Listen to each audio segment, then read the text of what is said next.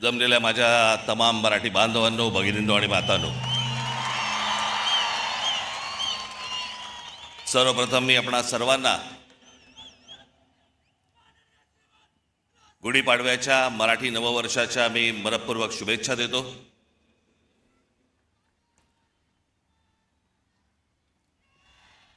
नऊ मार्च 2006 पक्ष स्थापन झाला आणि 19 मार्च 2006 आपली पहिली जाहीर सभा याच शिवतीर्थावरती इथे झाली. आज 20 वर्ष झाली पक्षाला आणि आनंदाची आणि भाग्याची गोष्ट अशी की 20 वर्षानंतर 19 मार्चला गुढीपाडवा यावा. मी याला शुभसंकेतच पकडतो. मी हे सगळे ते निवडणुका आल्या गेल्या, झालं, शिमगे झाले, सगळं झालं. आपण जे उभे आहोत हे लक्षात ठेवा, हे महाराष्ट्रासाठी उभे आहोत. आणि मी जे बोलतोय तुम्हाला आत्ता हे तुमच्या टाळ्यांसाठी बोलत नाहीये. मी जो तुम्हाला शब्द दिलाय या महाराष्ट्राचं गतवैभव प्राप्त करण्यासाठी, म्हणून आपल्याला जी सत्ता घ्यायची ती सत्ता भविष्यामध्ये आपण हातामध्ये घेणार म्हणजे घेणार. हे मी फक्त तुमच्या टाळ्यांसाठी सांगत नाही, तो माझा आत्मविश्वास आहे. पण आता काय, पुढचे 3 वर्ष काही निवडणुका नाहीत या महाराष्ट्रामध्ये. त्याच्यामुळे कंत्राटदारांकडनं पैसे खायला सगळेच मोकळे आहेत.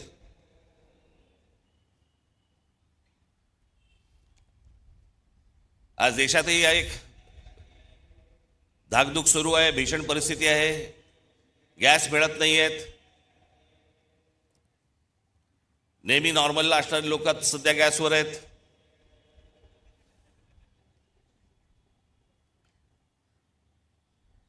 खरं तर काही गोष्टी आपल्याकडनं राहून गेल्या, आपल्या पंतप्रधानांकडनं पण राहून गेल्या. जो इराण इतकी वर्ष आपल्याला साथ देत होता, त्या इराणवरती ज्या प्रकारचे हल्ले होत आहेत आज, आपण इराणला साथ द्यायला पाहिजे होती.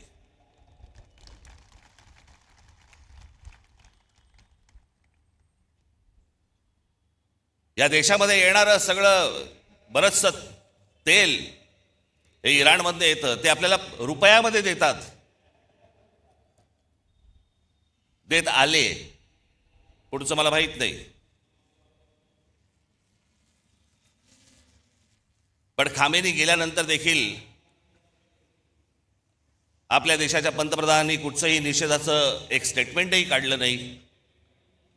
हल्ल्यावरती कुठचं स्टेटमेंट काढलं नाही.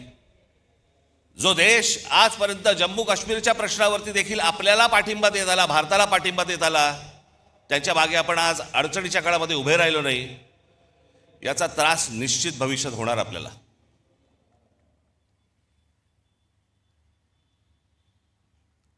आज सगळ्या बाजूने समजतच नाही की नेमके आपण कुठे चाललो आहोत, काय चाललो आहोत. या देशामधली राज्य कुठे चालली आहेत, या देशामधली लोक कुठे चालली आहेत, प्रगती कुठे होतीये. मी आत्ताच गेल्या जानेवारीमध्ये आपली इथे जाहीर सभा झाली, त्यावेळेला मी अनेक लोकांचे वाभाडे काढले इथे. आपण पण किती अडाणी आहोत हे पण सांगितलं.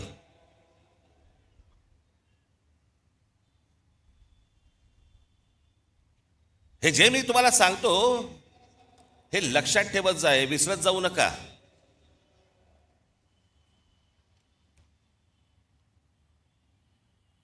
आज फुरसतीत आलायत ना, फुरसतीत आहात ना जरा.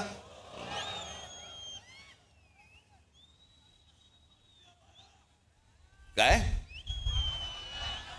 उद्या 12 वाजे मी एकट्याने भाषण करत बसायचं. तुला काय बसून ऐकायला.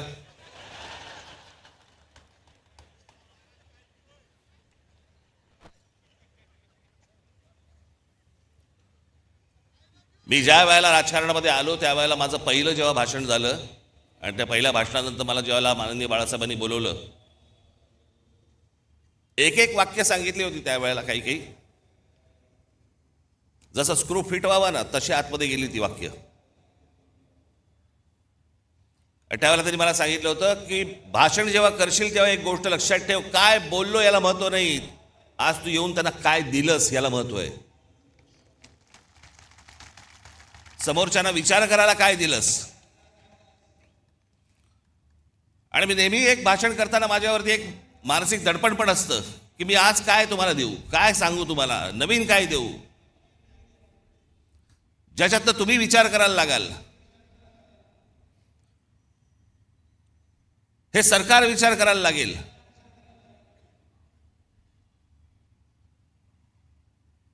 पण आज तुम्हाला सगळ्यांना, देशालाच अख्ख्या करमणुकीमध्ये गुंतवून ठेवले. करमणुकीमध्ये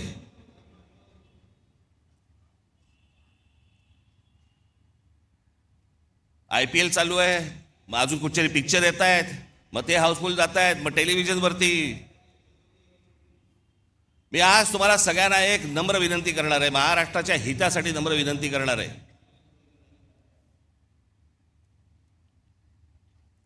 पहिल्यांदा त्या मोबाईल फोनच्या इंस्टाग्राम मधनं बाहेर या.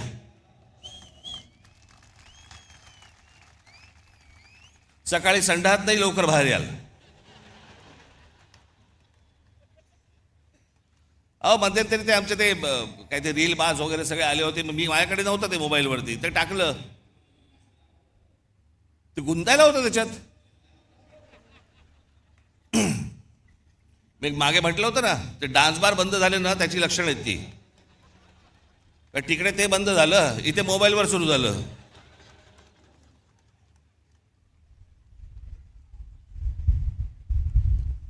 हे मी तुम्हाला का सांगतोय, कारण तुम्हाला गुंतवून ठेवले आतमध्ये.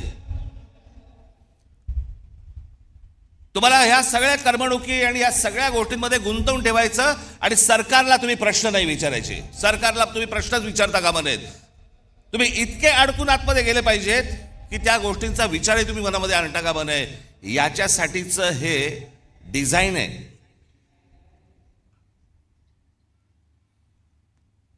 हे फक्त भारतात सुरू नाही आहे, जगभर सुरू आहे की सरकारांना प्रश्नच विचारू नयेत आणि तुम्ही अडकून राहावं.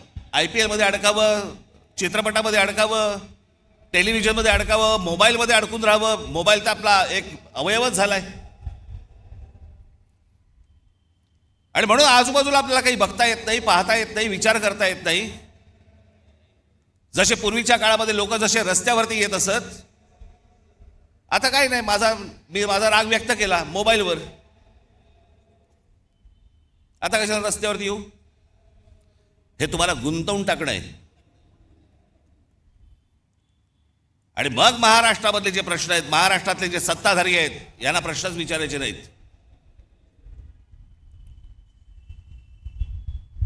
एका बाजूला आमच्या टेलिव्हिजन चॅनलवाल्यांची वाट लावून ठेवली आहे. सारखा वरून दबाव, सारखा वरून दबाव. ही बातमी टाकायची नाही, या बातम्या करायच्या नाहीत, ही करायची नाही, सरकारला विरोध करायचा नाही, विरोध केला बातम्या बंद करू, तुमच्या जाहिराती बंद करून टाकू, नोकरीवरून काढून टाकू. त्याच्यामुळे तुमच्यापर्यंत बातम्या पोचवायच्या नाहीत खऱ्या. हे अशा एका विचित्र परिस्थितीमध्ये देश अडकलेला आहे, हे राज्य अडकलेले आहे, सगळेच अडकलेले आहोत. अर्थात अशा काही गोष्टी ज्या होतात ह्या काही कायमस्वरूपी बसत नसतात. खालून काठी नाही बसली तर वरून बसतेच.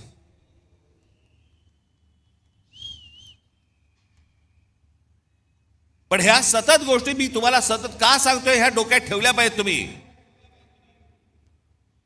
या करमणुकीच्या या गटारगंगा ज्या आहेत ना, या तुम्ही नका वाहत जाऊ.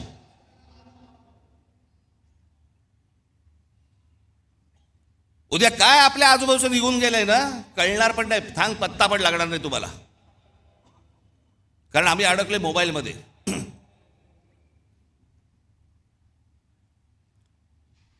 आज काय महाराष्ट्राची परिस्थिती होऊन बसली आहे. हे आमचे मुख्यमंत्री सांगतायत विकास करतोय, विकास करतोय. $3 ट्रिलियन इकॉनॉमी करायची महाराष्ट्राची. 11 लाख कोटीचं कर्ज आहे महाराष्ट्रावरती.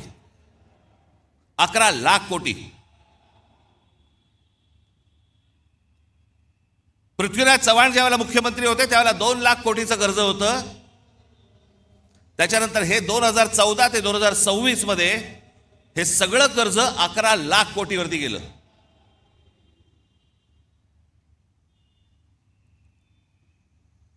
शहरांची अवस्था बघा.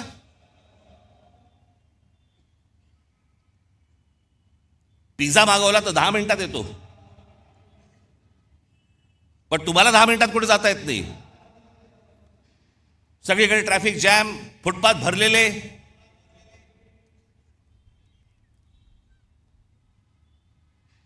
काय आयुष्य नावाची काय गोष्ट असते की नाही? एखाद्याच्या तुमच्या मनात येते की नाही की माझं काय आयुष्य आहे?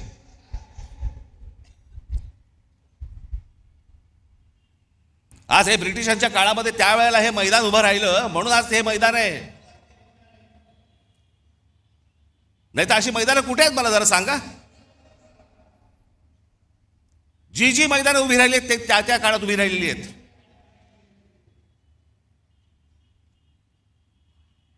आपण काय मुलांसाठी काय करतो? लहान लहान मुलांसाठी काय बागा तरी तयार करतोय का आपण? त्या बागा बघितल्यानंतर तिकडे जावंसं तरी वाटतंय का?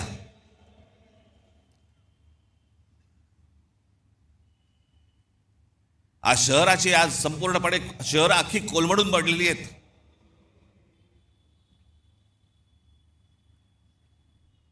मी मध्यंतरीच मुख्यमंत्र्यांना भेटलो, उपमुख्यमंत्र्यांनाही भेटलो. या शहरांचा ट्रॅफिकचा प्रश्न, गाड्या, उद्या मी तुम्हाला सांगतो अशी जर परिस्थिती जर अजून 5-10 वर्ष राहिली ना, घरातनं निघाल आणि तिकडेच असाल, हलता येणार नाही तुम्हाला.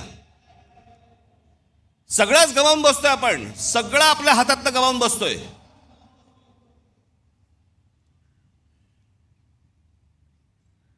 आज ग्रामीण भागामधला माझा तरुण, माझ्या तरुणी शेतीकडे वळायला तयार नाहीत. ते म्हणतात नाही आम्हाला शहरात जायचंय. शहरात आल्यावर ही शहराची अवस्था. या देशातलं, महाराष्ट्रातलं प्रत्येक शहर बघा ना, त्याला काही आकार ना उकार ना काही नाही. त्याला कोणी येतंय, कुठेही इमारती बांधतंय, कोणी काहीही करतंय, कोणालाही कसल्याही परवानगी दिली जात आहेत. आणि तुम्ही ते पाहता आणि राग मोबाईलवरती व्यक्त करताय. हेच त्यांना हवंय की तुम्ही रस्त्यावरती येताच कामा नयेत, तुम्ही या गोष्टींचा विचारच करता कामा नयेत. असेच सडा, असेच मरा.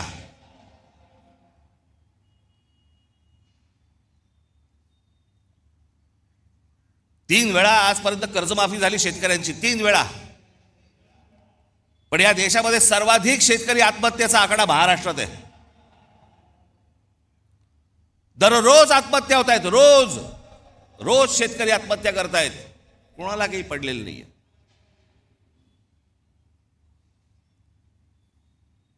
हे इथे तुमच्यासाठी कोस्टल रोड बांधतायत, आम्हीच त्याची स्तुती करतो. आमचा मराठी माणूसच स्तुती करतो, छान झालाय ना रस्ता. अरे तो तुझी वाट लावायला झालाय. तुला कल्पना नाही तो रस्ता कशासाठी झालाय. तो तुमच्यासाठी झालेला रस्ता नाहीये. तो बाकीच्यांना आत येण्यासाठी आणि तुम्हाला बाहेर जाण्यासाठीचा रस्ता आहे. तो आम्हाला जो अंदाज येत नाही. आमच्या दरवाज्यावरती जोपर्यंत टकटक होत नाही तोपर्यंत आम्हाला समजतच नाही.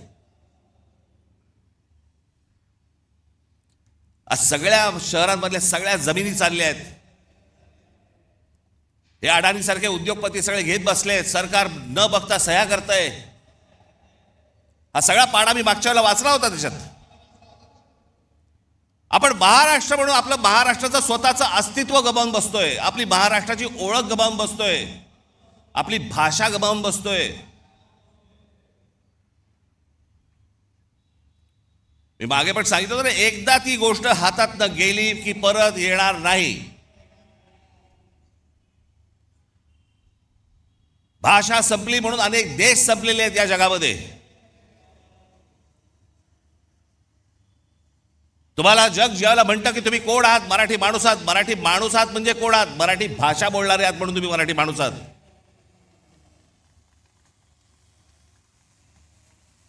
मी काही व्हिडिओज बघतो, अनेक लोक काही भांडण चालू असतात, मारामारी चालू असतात आणि आपलेच मराठी हिंदीमध्ये बोलत असतात.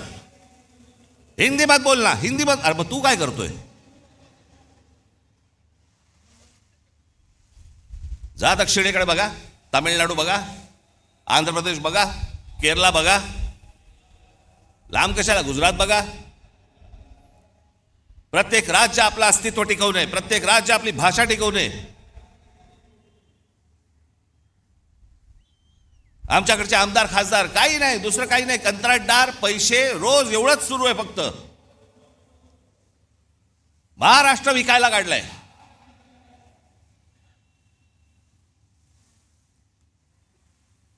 आज मुख्यमंत्र्यांकडे गृह खातं आहे. संपूर्ण महाराष्ट्रभर सगळ्या ठिकाणी ड्रग्ज विकले जात आहेत. शाळांमध्ये ड्रग्ज जात आहेत, कॉलेजमध्ये ड्रग्ज जात आहेत.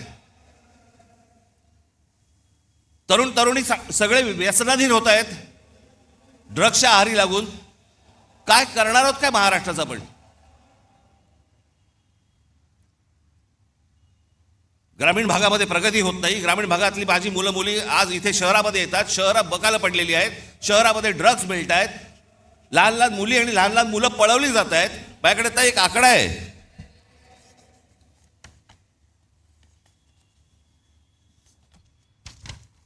नोव्हेंबर डिसेंबर या महिन्यातल्या 36 दिवसांमध्ये, गेल्या आता नोव्हेंबर डिसेंबरच्या या 36 दिवसांमध्ये केवळ मुंबईमध्ये 82 मुलं बेपत्ता झाली. जानेवारी ते नोव्हेंबर 2025 या कालावधीत महाराष्ट्रातील नवी मुंबई शहरात तब्बल 499 मुलांच्या अपहरणाच्या घटना नोंदवण्यात आल्या. त्यातली 41 मुले अद्याप बेपत्ता आहेत. 458 पोलिसांनी, आमचे पोलीस, मुंबईचे पोलीस, महाराष्ट्राचे पोलीस हे सक्षम आहेत. म्हणून त्या आई वडिलांना त्यांची मुलं मिळाली. एनसीआरबीच्या आकडेवारीनुसार महाराष्ट्रात दरवर्षी, हे मी तुम्हाला विधानसभेतलं सांगतोय आकडे, विधानसभेमध्ये आत्ता मुख्यमंत्र्यांनी त्यांच्या भाषणामध्ये सांगितलेले आकडे सांगतोय तुम्हाला. एनसीआरबीच्या आकडेवारीनुसार महाराष्ट्रात दरवर्षी साधारण 4,500 ते 5,500 मुले बेपत्ता होतात. काय होत असेल त्यांच्या आई वडिलांना? 4,500 ते 5,500 मुलं बेपत्ता होता. हा महाराष्ट्र, असा होता महाराष्ट्र.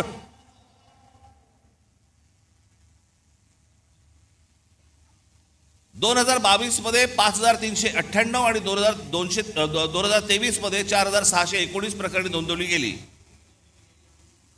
या प्रकरणांमध्ये मुलींचे प्रमाण अधिक दिसते. मुंबई हे सर्वाधिक प्रभावित शहर असून येथे दरवर्षी सुमारे 2,000 पेक्षा जास्त मुले बेपत्ता होतात. मुख्यमंत्री देवेंद्र फडणवीस यांनी फेब्रुवारी महिन्यात विधानसभेत दिलेल्या आकडेवारीनुसार. हे कोणती शहर म्हणायची हो? कोणतं राज्य म्हणायचं?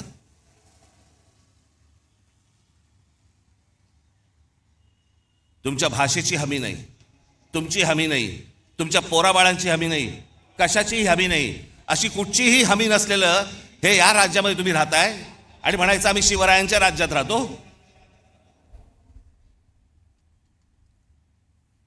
हवे होते असते, विधानसभेत जाऊन कापून काढले असते.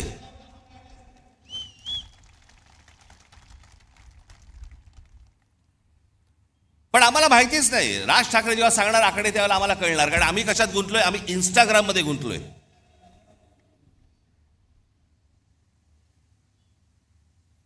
आम्हाला कशाची पडलीच नाही. आम्ही आमची संपूर्णपणे ओळख विसरून गेलेलो आहोत.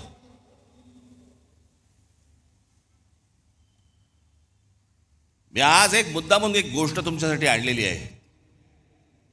मी बोलीनच, पण त्याच्यानंतर तुमच्या लक्षात येईल तुम्ही कोण आहात, तुम्ही कोणत्या भूमीत जन्माला आलात, तुम्ही कोणाचे वारस आहात. मी नेहमी सांगतो ना, हा महाराष्ट्र दरवेळेला देशाला दिशा दाखवत आला, या हिंद प्रांताला दिशा दाखवत आला. त्या महाराष्ट्राकडे कधीतरी तुम्ही नीट जवळून पाहिलेत का, की या महाराष्ट्राची नेमकी क्षमता तरी काय आहे?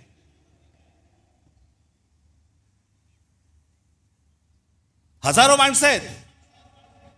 मी थोडक्यात काही माणसं तुमच्या समोर आणली आहेत. फक्त महाराष्ट्राची तुम्ही फक्त परंपरा, महाराष्ट्राचा फक्त इतिहास फक्त तुम्ही फक्त बघून घ्या. मी फक्त तुमच्यासमोर नावं वाचणार आहे. ही नावं माझं भाषण संपल्यानंतर तुम्ही कदाचित त्या यूट्यूबवर जा. मुद्दा म्हणून सांगतो, यूट्यूब बघा, कारण त्याच्यावरती चांगली माहिती असते, त्याच्यावरती चांगल्या डॉक्युमेंटरीज असतात, जगाची माहिती मिळते. इंस्टाग्राम नको. मी तुम्हाला आता फक्त काही माणसं तुम्हाला समोर वाचून दाखवणार आहेत जे आपण विसरलेलो आहोत. आपल्या महाराष्ट्राची ताकद आपण विसरलेलो आहोत. हा महाराष्ट्र असा का? या महाराष्ट्रामध्ये, या बाहेरच्या प्रांतांमधून लोक इथे का येतात? या महाराष्ट्रामध्ये ही महाराष्ट्राची भूमी ही कोणी मशागत केली? हा सुसंस्कृत महाराष्ट्र घडला कसा? मला असं वाटतं ही फक्त नावं तुमच्यासमोर मी पटापटा वाचतो, तुमच्या अंदाज लक्षात येईल की आपण कोण आहोत ते. पहिली संत परंपरा दिसतंय का तुम्हाला? संत ज्ञानेश्वर, संत तुकाराम, समर्थ रामदास, संत जनाबाई, संत नामदेव, संत एकनाथ. इतिहास आमच्या जिजाऊ साहेब,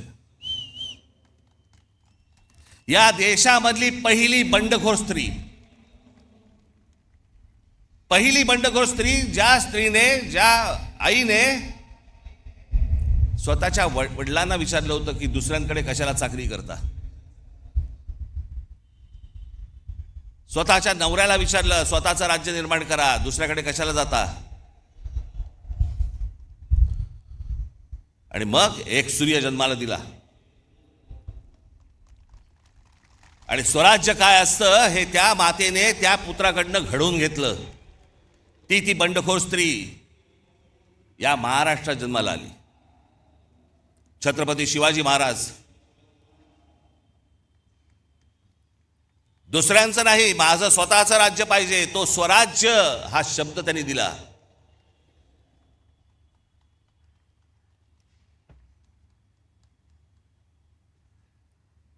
छत्रपती संभाजी महाराज.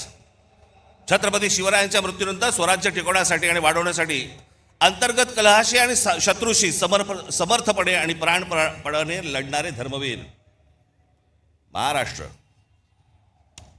बाळाजी विश्वनाथ पेशवे योद्धा व मराठा साम्राज्याचे पंतप्रधान होते. मी एक तुम्हाला सर्वांना आज हात जोडून विनंती करणार आहे, ज्यांनी महाराष्ट्र घडवला ना, ज्यांनी महाराष्ट्र मोठा केला ना, आणि महाराष्ट्रात आज देखील, कृपया आपल्या महापुरुषांकडे आणि कोणाईकडे जातीने पाहू नका. त्यांनी या महाराष्ट्रासाठी काय योगदान दिलं ना, ते सर्वात महत्वाचं आहे. हे तुम्हाला त्यांच्या मतांसाठी म्हणून तुम्हाला जातीमध्ये भिडवतायत आणि महाराष्ट्रामधून प्रत्येकाला वेगळं करतायत. हे कृपा करून करू नका.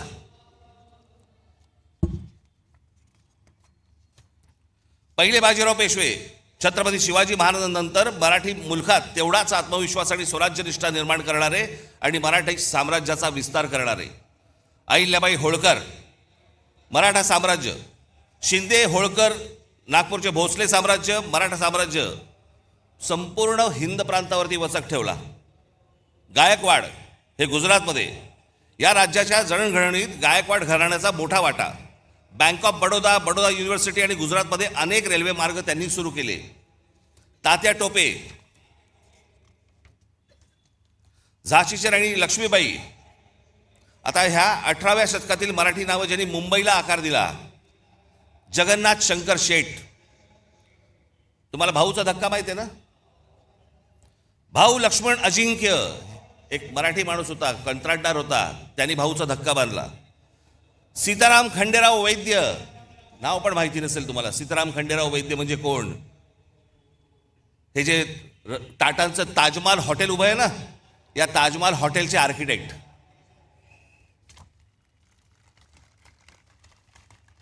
समाज सुधारणा. महात्मा ज्योतिबा फुले, सावित्रीदेवी फुले, महादेव गोविंद रानडे, गोपाळ हरी देशमुख उर्फ लोकहितवादी, लोकमान्य टिळक, गोपाळ गणेश आगरकर, गोपाळ कृष्ण गोखले. माझ्याकडे या सगळ्यांचा इतिहास आहे, परंतु मी प्रत्येकाचा इतिहास सांगत बसलो 12 वाजतील.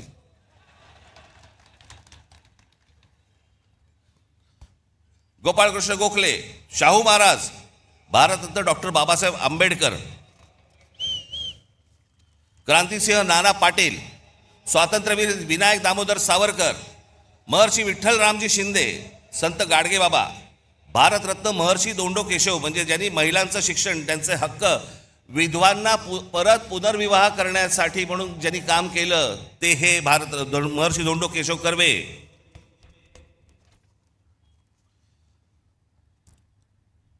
रामकृष्ण गोपाळ भांडारकर, हे भांडारकर युनिव्हर्सिटी आहे ना. भारतरत्न पांडुरंग वामन काणे, थोर भारतीय प्राच्य विद्या संशोधक, संस्कृत पंडित, धर्मशास्त्राचा इतिहास लिहिला या माणसाने. हे सगळे महाराष्ट्रात जन्माला आले तर. भारतरत्न विनोबा भावे, प्रबोधनकार ठाकरे, तुमचे आजोबा, धर्मातील चुकीच्या रूढी परंपरांवरती प्रहार करणारा हा माणूस. म्हणजे त्यांची पुस्तकं आजही आणून वाचा तुम्ही. अनेक लोक म्हणतात, अनेक जण सांगतात की म्हणे प्रबोधनकार ठाकरे हे ब्राह्मण विरोधी होते. माझे आजोबा कधी ब्राह्मण विरोधी नव्हते, भट्ट भिक्षुकीच्या विरोधात होते. धर्माच्या नावाने जी पिळवणूक व्हायची त्याच्या विरोधातले होते ते कुठच्याही समाजाच्या विरोधातले कधीही नव्हते.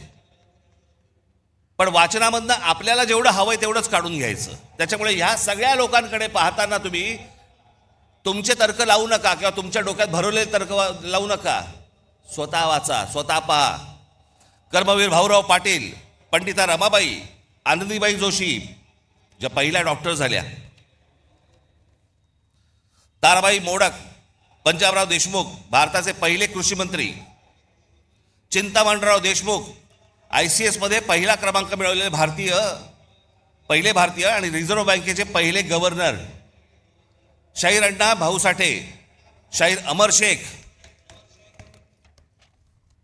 SM जोशी, स्वामी रामानंद तीर्थ, तुकडोजी महाराज, भारतरत्न नानाजी देशमुख, हमीद दलवाई, इरावती कर्वे, दुर्गाबाई भागवत, बाबा आमटे, विसपागे म्हणजे ज्यांनी रोजगार हमी योजना महाराष्ट्रामध्ये आणली आणि नंतर ती संपूर्ण देशभर गेली.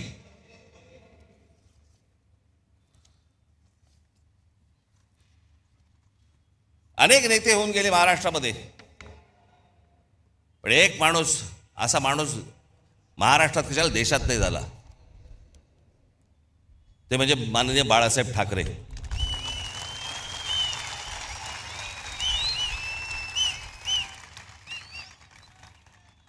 मराठी माणसाच्या मनात जी मराठी अस्मितेचा जो अंगार फुलवला हा पहिला या माणसाने. या देशातल्या हिंदूंना हिंदू म्हणून मतदान करायला लावणारा हा पहिला या देशातला माणूस. आणि जागतिक दर्जाचा व्यंगचित्रकार शरद पवार. आज अनेक गोष्टी त्यांच्या नावावरती आहेत, अनेक मतभेद असतील, पण ज्या योग्य गोष्टी आहेत त्या मला असं वाटतं योग्य असल्याच पाहिजेत. आज आपण रस्त्यावरची फळं पाहतो ना, जे कधी पाहत नव्हतं पूर्वी, आता आपल्या लक्षात पण येणार नाही की हे कधी सुरू झालं. पण आपली गाडी थांबली असताना कोणीतरी येतो, एखादा माणूस स्ट्रॉबेरी घेऊन येतो किंवा काही घेऊन. फलोत्पादन याच्यामध्ये महाराष्ट्रात सर्वात मोठी क्रांती करणारा हा माणूस. जी फळं कधी पाहिली नव्हती ती सर्वसामान्यांना आज मिळायला लागली, त्याच्यामध्ये सर्वात मोठं काम करणारा माणूस. बारामतीमध्ये ज्यांनी शेतीमध्ये AI टेक्नॉलॉजी आणून शेतीमध्ये कशा प्रकारची क्रांती केली, एकदा काहीतरी जाऊन बघून पण या. सहकार चळवळ महाराष्ट्रात उभी राहिली. धनंजयराव गाडगीळ, विठ्ठलराव विखे पाटील, तात्यासाहेब कोरे.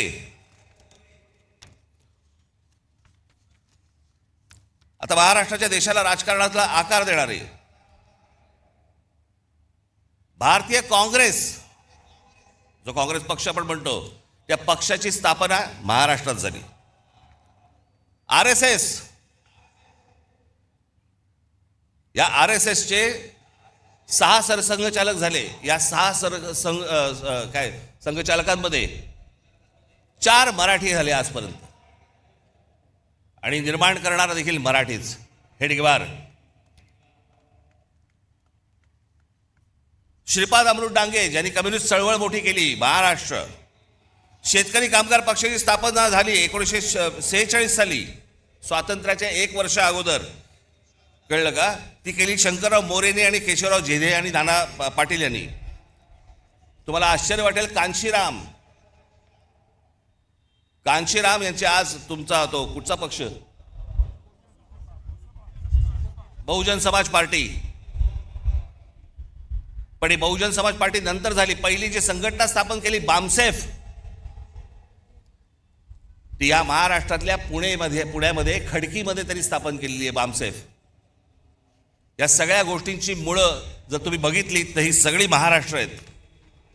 इतिहासकार, ज्या इतिहासकारांकडे या देशातले सगळे लोक किंवा बाहेरच्या देशांमधले लोक ज्यांच्याकडे टवकारून बघतात, असे काही इतिहासकार म्हणजे विका राजवाडे, गोविंद सखाराम सरदेसाई, त्र्यंबक शेजवलकर, वासुदेव सीताराम बेंद्रे, बाबासाहेब पुरंदरे, रणजित देसाई, गजाननराव मेहेंदळे. आमचे गजाननराव आत्ताच गेले.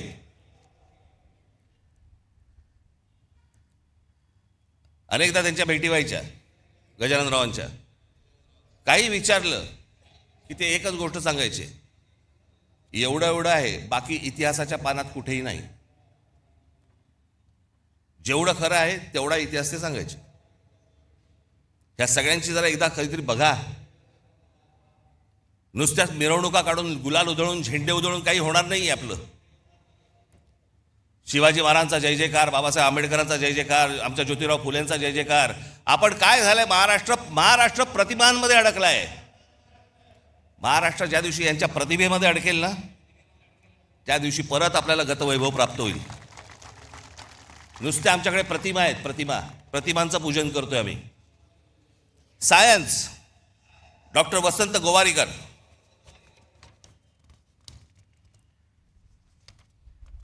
बाकीची पानं कुठे गेली रे?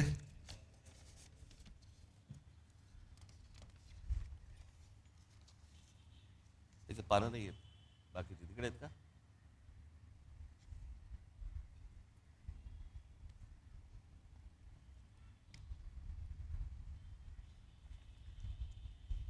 इधर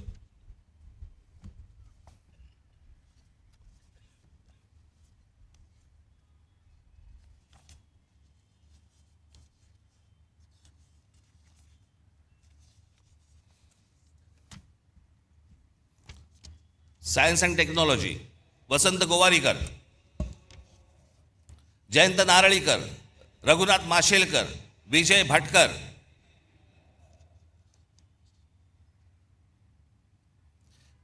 तुम्हाला कदाचित कल्पना नसेल, परंतु एक गोष्ट सांगतो.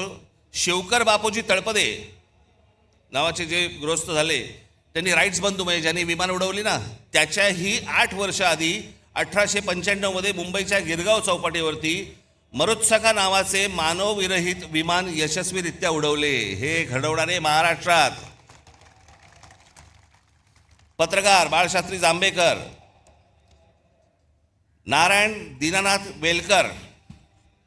तुम्ही म्हणाले कोण आहेत नारायण दीनानाथ वेलकर? तुम्ही जर ऐकाल तर तुम्हाला प्रश्न पडेल, हे आपल्यापर्यंत आलं कसं नाही अजूनपर्यंत. टाइम्स ऑफ इंडियाचे संस्थापक मालक. 1840 मध्ये मुंबईचे पहिले भारतीय महापालिका आयुक्त ते जेई ब्रेनन या ब्रिटिश व्यक्तीसोबत 1838 साली त्यांनी बॉम्बे स्टँडर्ड हे वृत्तपत्र सुरू केले, जी कंपनी 1860 पर्यंत त्यांनी चालवली. आणि पुढे रॉबर्ट नाईट या ब्रिटिश व्यक्तीने ते विकत घेतलं आणि त्याचं नाव टाइम्स ऑफ इंडिया असं ठेवलं. सुरू करणारा मराठी माणूस कृष्णाजी प्रभाकर उर्फ काकासाहेब खाडीलकर. आचार्य आत्रे, नावाजलेले अभ्यासक माधवराव गाडगीळ, पर्यावरणावरचा अभ्यास, माधवराव चितळे, पाणी या विषयावरचा अभ्यास. म्हणजे जगभरामध्ये या लोकांना काय किंमत आहे ना, आपल्याला अंदाज पण नाही याचा, फक्त आमच्याकडेच किंमत नाही. पांडुरंग सदाशिव खानखोजे. चित्रपट दादासाहेब फाळके. एखादे दे रे मला येत ठेवायला यायला.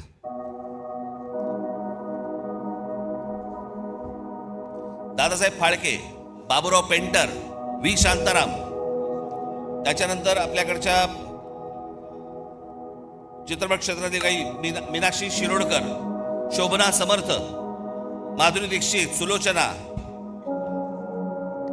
अजून एक नाव तुम्हाला सांगणार आहे ज्याच्यामध्ये तुम्हाला प्रश्न पडेल की अरे अजूनपर्यंत आम्हाला कसं माहित नाही. हिंदी चित्रपट सृष्टीमधले जवळपास 6300 गाणी, मी सांगितल्यावर तुम्हाला कळेल, 6300 गाणी ज्या जोडीने दिली त्या जोडीचं नाव आहे लक्ष्मीकांत प्यारेलाल. त्या लक्ष्मीकांत प्यारेलाल मधले लक्ष्मीकांत हे कुडाळकर होते आणि आपल्या कुडाळ मधले होते राहणारे. हे आजपर्यंत आम्हाला कोणालाही कोणी सांगितलं नव्हतं. मला माहिती होतं अर्थात, पण आमच्या महाराष्ट्रामधला एवढा मोठा संगीतकार होऊन गेला याचं आम्हाला काही कौतुक काही नाही. आमच्या लोकांबद्दल आम्हाला कौतुकच नाही. अहो, आतापर्यंत आपल्याला 8 साधारणपणे भारतरत्न मिळाली. या 8 भारतरत्नांमध्ये 4 भारतरत्न ही एकट्या दापोली मधली आहेत, पण आम्हाला काही देणं घेणंच नाही त्याच्याशी. बावा काणे, धोंडो केशव कर्वे, विनोबा भावे, आमच्या बाबासाहेबांचा जन्म इंदोरचा, पण संपूर्ण बालपण मोठेपण सगळं त्यांचं तिकडे दापोलीत गेलं. आम्हाला काही देणं घेणंच नाही या गोष्टींची. आम्हाला आजूबाजूला पाहायचंच नाहीये. आमचा महाराष्ट्र मेला तरी चालेल. आम्हाला कंत्राटदाराकडनं पैसे मिळाले पाहिजेत.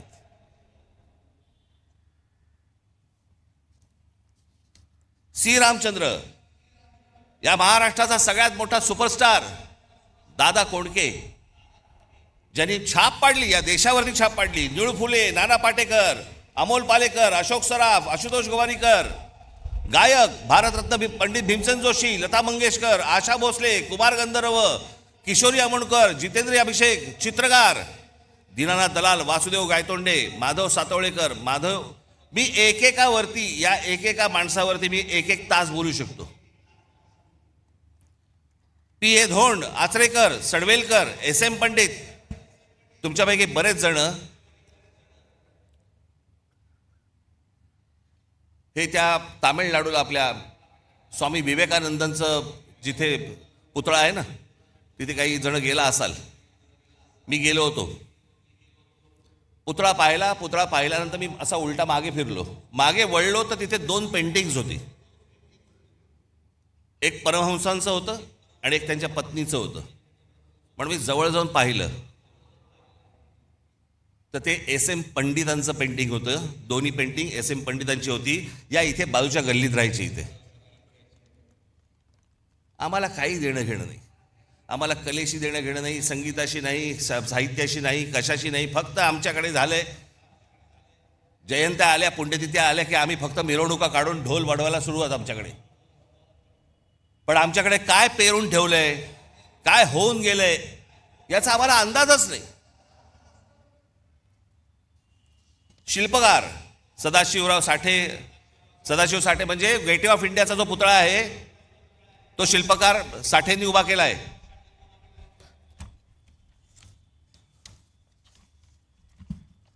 त्याच्यानंतर राम सुतार म्हणजे कोण?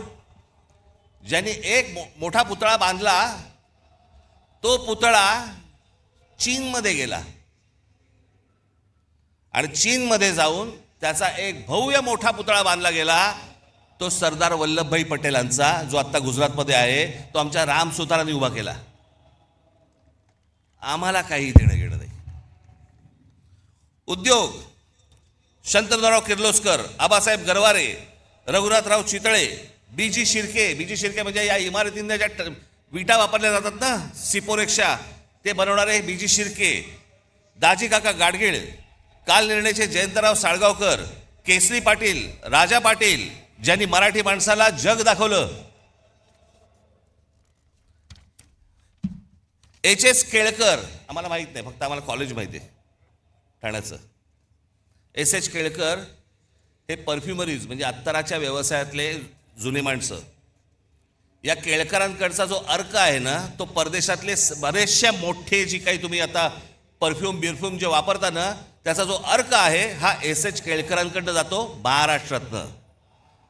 राजीव सामंत, सुला वाईन्स, कॅमलिनचे दांडेकर, जे लहानपणापासून आपण जे बघत आलो ना, कंपास पेटी आणि सगळ्या गोष्टी, ह्या संपूर्ण देशभर व्यवसाय उभा करणारे महाराष्ट्राचे दांडेकर, आनंद देशपांडे, रवी पंडित, बाबा कल्याणी, वासुदेव कोल्हटकर, केशव विष्णू पेंढरकर, नाटकामध्ये विष्णुदास भावे, राम गणेश गडकरी, बाल गंधर्व, केशवराव भोसले, विजय तेंडुलकर, महेश एलकुंचवार, विजया मेहता, वसंत कानेटकर, श्रीराम लागू, मोहन आगाशे, जब्बार पटेल, सतीश आळेकर, साहित्य कवी केशव सूत, कुसुमाग्रज, पु ल देशपांडे, गदी माडगुळकर, विंदा करंदीकर, शांता शेळके, नारायण सुर्वे, चिंतामण त्र्यंबक खानोलकर, बाबूराव बागुल, सुरेश भट, बंडखोर नामदेव ढसाळ. क्रीडा दिबा देवधर, मी अगदीच थोडक्यात आणली आहे ही यादी. दिबा देवधर, बापू नाडकर्णी, विजय मांजरेकर, विजय हजारे, सुनील गावस्कर, अजित वाडेकर, दिलीप वेंगसरकर, सचिन तेंडुलकर, प्रवीण ठिपसे, ग्रँड मास्टर बुद्धिबळ, भाग्यश्री ठिपसे, ग्रँड मास्टर बुद्धिबळ, अभिजित कुंटे, ग्रँड मास्टर बुद्धिबळ, खाशाबा जाधव, नावाजलेले अभ्यासक हे झाले मगाशी. एवढं भरभरून आपल्याला महाराष्ट्राला दिलंय, आपल्याला काही याची किंमत, आपण याच्यासाठी काही करतोय, ह्यांच्यासाठी नाही, आपण काही वेगळा विचार करतोय का? महाराष्ट्र कुठे होता? महाराष्ट्र अख्खा देश टवकारून बघायचा महाराष्ट्रामध्ये काय चाललंय, महाराष्ट्रात नवा विचार कोणता येतोय, महाराष्ट्रात आम्हाला काय देणार आहे. या नवीन विचाराला सतत बघणारा हा देश आज महाराष्ट्राला काय देतोय. आमच्या क्रिकेट टीम मध्ये देखील आज महाराष्ट्राचे, मुंबईचे कोण नाही हो? कोण मराठी आहेत मला जर दाखवा. एक काळ असा होता की 11-12 प्लेयर मध्ये जवळपास 8 ते 9 हे मुंबईचे लोक असायचे, महाराष्ट्राचे लोक असायचे.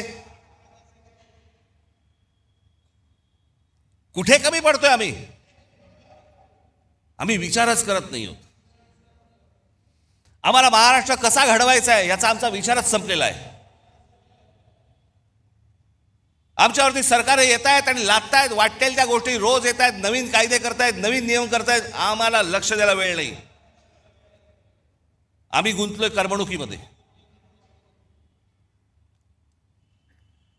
आम्हाला महाराष्ट्रातल्या या जनतेला सगळ्यांना मिळून, तरुण आणि तरुणींना, नवीन येणाऱ्या लोकांना, मुलांना हा भविष्यातला महाराष्ट्र घडवायचा आहे. हा तुम्ही आम्हीच घडवायचा आहे. सरकारवरती अवलंबून राहून होणार नाही. आणि म्हणून मी आज एक नवीन योजना तुमच्या समोर आज आणतोय.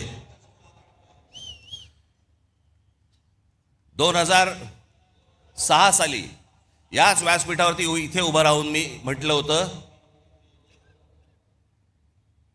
की मी महाराष्ट्राचा विकास आराखडा आणीन, महाराष्ट्राची मी ब्ल्यूप्रिंट आणीन.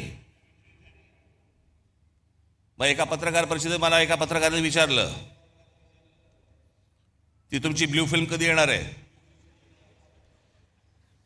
तर मी म्हटलं की मी ती आणली असतं बरं झालं असतं, त्यांनी किमान पाहिली तरी असती. पण त्या 2006 साली मी जेव्हा म्हटलं होतं मी महाराष्ट्राची ब्ल्यूप्रिंट आणीन, महाराष्ट्राचा विकास आराखडा आणीन, 2014ला आणला. 2006 ते 2014 महाराष्ट्रात जिथे जिथे मी गेलो, जिथे जिथे पत्रकार परिषदा झाल्या, सर्वजण कुत्सितपणे मला विचारायचे काय ते ब्ल्यूप्रिंटचं काय झालं, कुठपर्यंत आलं, ते विकास आराखड्याचं काय झालं, कुठपर्यंत आलं. प्रत्येक पत्रकार परिषदेमध्ये असताना, चालू असताना किंवा नंतर हे प्रश्न असायचेच. जेव्हा आणली 2014, आज 2026, या क्षणापर्यंत मला कुठच्या पत्रकारांनी प्रश्न विचारलेला नाही त्या ब्ल्यूप्रिंटमध्ये आहे काय, कारण वाचलीच नाही. त्याला वाचण्यात इंटरेस्ट नव्हता, हिणवण्यात होता. असो, पण तो काळ लोटला गेला. आज जवळपास त्याही गोष्टीला आज 12 वर्ष होऊन गेली. अनेक तज्ज्ञांना त्यावेळेला बरोबर घेतलं होतं, अनेक गोष्टी त्यामध्ये केल्या होत्या. गेल्या 10-12 वर्षामध्ये अनेक, महाराष्ट्रही बदलला, खूप गोष्टी बदलल्या, विचारात महाराष्ट्र बदलला. आणि म्हणून मला असं वाटलं की काय करावं, कारण मी अनेकदा वाचत असतो वर्तमानपत्रांमध्ये, काही लेख येतात वर्तमानपत्रांमध्ये, अनेक चांगल्या सूचना येतात. अनेक काही नवीन गोष्टी निर्माण करण्यासाठी ज्या गोष्टी येतात, आणि मग विचार केला की या सगळ्या गोष्टींसाठी एक कुठेतरी आपल्याला एक प्लॅटफॉर्म उभा करायला लागेल. या महाराष्ट्रामधली लोक, महाराष्ट्राच्या बाहेरची कोणी, की महाराष्ट्रामध्ये नेमकं काय व्हायला पाहिजे, महाराष्ट्रामध्ये नेमकं काय घडलं पाहिजे, महाराष्ट्रात ते नेमकं घडलं ते कसं घडलं पाहिजे, अशा अनेक लोकांकडे अनेक योजना तयार आहेत. परंतु सांगायच्या कोणाला, मांडायच्या कोणाला? सरकार म्हणजे कोण? बोलायचं कोणाशी? मांडल्यानंतर, सांगितल्यानंतर ते बघणार कोण आहे? आम्हाला उत्तर कधी मिळणार? आणि म्हणून या सगळ्या गोष्टींचा विचार करून मी एक नवीन वेबसाईट आत्ता महाराष्ट्राला मी आत्ता अर्पण करतोय, की ज्या वेबसाईटवरती तुम्ही येऊन तुमचे विचार, पण विचार जय महाराष्ट्र साहेब, चालणार नाही साहेब, भावी मुख्यमंत्री तुम्हीच, डिलीट, असल्या कुठच्याही गोष्टींना त्या याच्यावरती स्थान नाही. नवा विचार करा. या मोबाईलच्या जोखडातनं बाहेर या, या करमणुकीच्या गटारगंगेतनं बाहेर या. हा तुम्हा आम्हालाच महाराष्ट्र उभा करावा लागेल, हा तुम्हा आम्हालाच महाराष्ट्र वाचवावं लागेल, आणि याच्यासाठीचं म्हणून हे पहिलं पाऊल आहे. म्हणून आज तुमच्या समोर महाराष्ट्र नेक्स्ट, महाराष्ट्र पुढचा मी तुमच्या समोर उभा करतोय. आता दाखवा रे.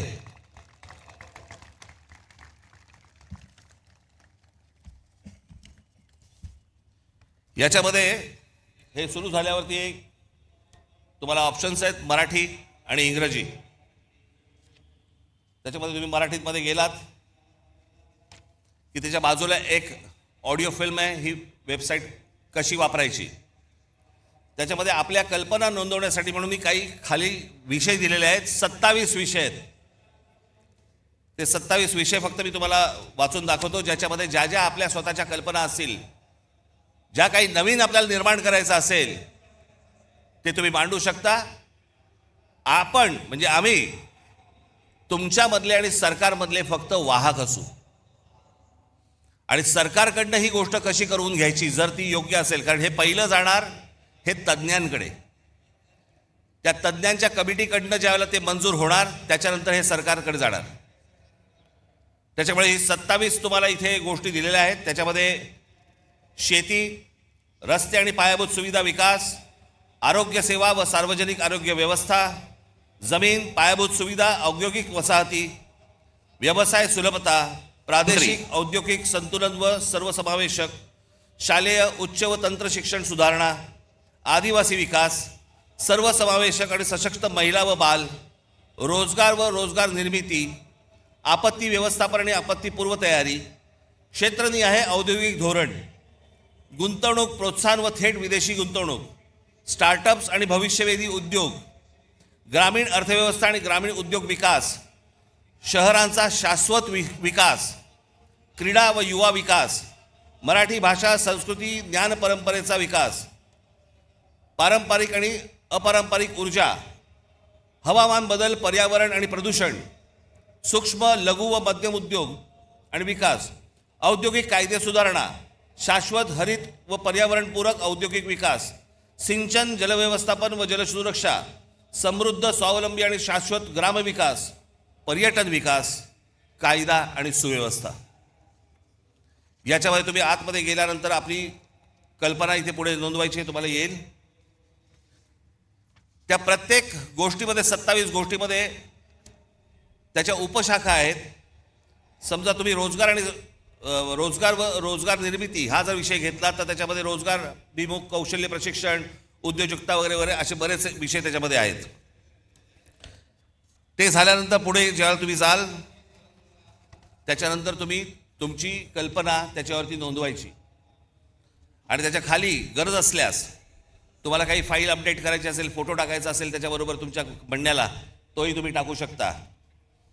त्याच्यानंतर तुम्ही पुढे गेलात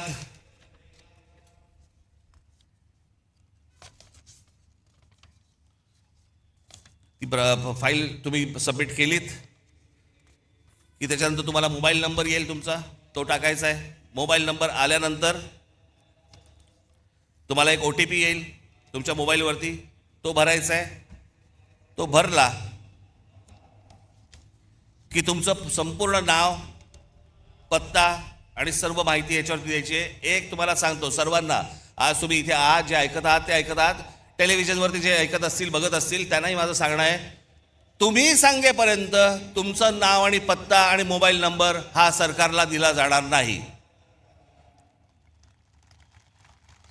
उद्या तुमची कल्पना जर समजा आवडली आणि त्याची जर समजा अंमलबजावणी करायची ठरली आणि त्यांनी विचारलं हा माणूस कोण आहे, तुम्हाला विचारलं जाईल की तुमचं नाव आणि नंबर द्यायचं आहे का. त्याच्यामुळे ती गोष्ट गुपित राहील, पुढे जाणार नाही. त्याच्यानंतर ढकला. आज महाराष्ट्रामध्ये सगळ्याच गोष्टींची कमतरता आहे. कोणाला काही कळत नाही. जो येतोय, कोणतरी येतो, नवा काहीतरी सांगतो, त्याच्याबरोबर कंत्राटदाराला कामं दिली जातात. आपलं ऑइल बाहेरून येतं, आपला गॅस बाहेरून येतो, आपल्याकडे अनेक गोष्टी बाहेरून येतात. मग आपल्याकडे एक काहीतरी टुणटुणं वाजवलं जातं. ते टुणटुणं आहे चांगलं, पण वापरात येऊ शकत नाही, आणि ते म्हणजे स्वदेशीचं. काय करायचं त्या स्वदेशीचं मला जरा सांगा. हा देश ज्याच्यावरती चालतो ते ऑइल पण तुमचं बाहेरून येतंय, तर काय करायचं. मग यासाठी म्हणून ही शहरं उभी करताना, जसं आज दुबई आहे, अबुधाबी आहे, अनेक देश आहेत की ज्यांनी बाहेरचे मेंदू आणले. आज संपूर्ण दुबई जी उभी आहे हे कोण करते? अरब करतायत, अमेरिकन लोक आहेत, ब्रिटिश लोक आहेत, फ्रेंच लोक आहेत, अनेक लोक आहेत. जगभरातल्या लोकांचे मेंदू आणले आणि त्यांनी त्यांचं एक देश, शहर उभं केलं. आमची शहरं कार्य उभी करतायत. आमच्या शहरांना उभं करण्यासाठी, आमच्याकडे चांगलं व्यवस्थापन होण्यासाठी, आमच्या भविष्यातल्या पिढ्यांना चांगलं आयुष्य जगण्यासाठी म्हणून आम्ही का नाही बाहेरून मेंदू आणत आहोत? कसली लाज वाटते. अहो, बाहेर जाऊन नुसते पैसे आणण्यापेक्षा बाहेर जाऊन जर मेंदू आणले तर ह्या महाराष्ट्राला उपयोगाचे आहेत. नुसते पैसे काय करायचे पैशांचं? ते पैसे टक्केवारीत संपणार, त्याने काहीही हाताला मिळणार नाही. आणि म्हणून मला असं वाटतं की आज सरकारकडनं आपण नुसते फक्त आशेने फक्त बघत राहायचं, हे काही मला आवडणारी गोष्ट नाही, मला ती आवडतही नाही आणि तुम्हालाही ती आवडता कामा नये. आणि म्हणून तुम्ही सगळेजण महाराष्ट्राचा विचार करायला लागा. तुमच्या ज्या कल्पना असतील, ज्या गोष्टी असतील त्या या आत्ता वेबसाईटवरती मांडा.